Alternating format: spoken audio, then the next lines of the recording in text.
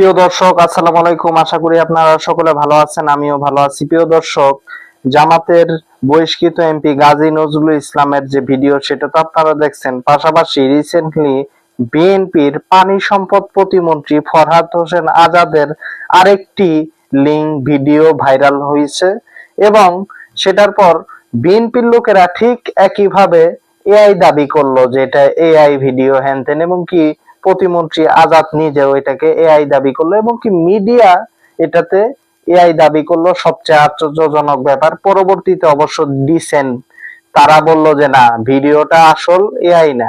Fact চেকাররা বলল যে ফরহাদের যে ভিডিও সেটা কিন্তু এআই না, যদিও মিডিয়া নিজে থেকে আবার বলতাছে এটা নাকি এআই ভিডিও, ভুয়া ভিডিও। দেখেন মিডিয়ার কত দালালি। তারপরে মিডিয়ার একটা বিষয়, পরবর্তীতে জামাতের মিডিয়া উইং তারা একটি চমৎকার একটি বিষয় তুলে ধরছে যে দেখেন, প্রথম আলো গাজী নজরুলের বিরুদ্ধে 20টা নিউজ করছে, কিন্তু ফরহাদের ব্যাপারে কোনো নিউজই করে নাই।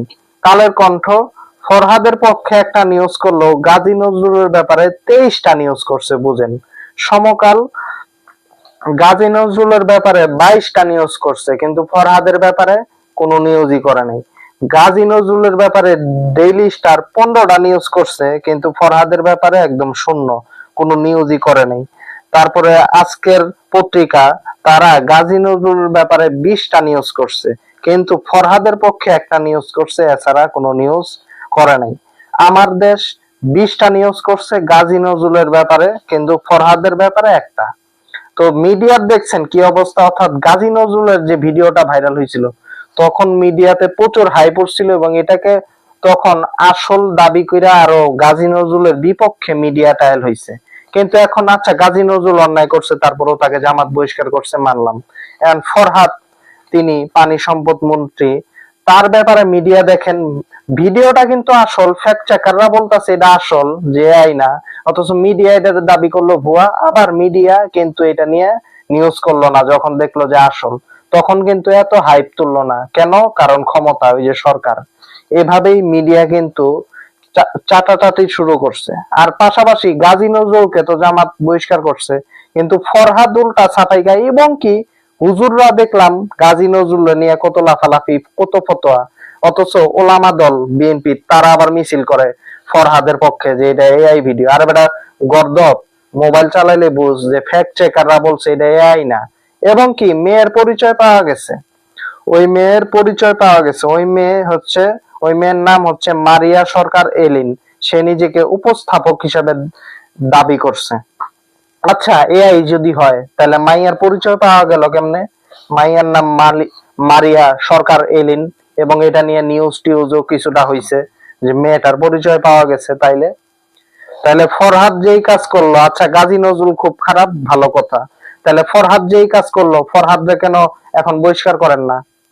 এখন কেন জামাত তো কইরা দেখাইছে, 3বারের রানিং এমপি নৈতিক ভাবে অন্যায় করছে, তাকে বহিষ্কার করছে।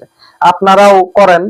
আপনারা তার মানে কি আপনারা নৈতিকতার জায়গাটাকে, মোরালিটির জায়গাটাকে আপনারা গুরুত্ব দিবেন না? কেন দিবেন না? আপনাদের নৈতিকতা তাইলে নাই?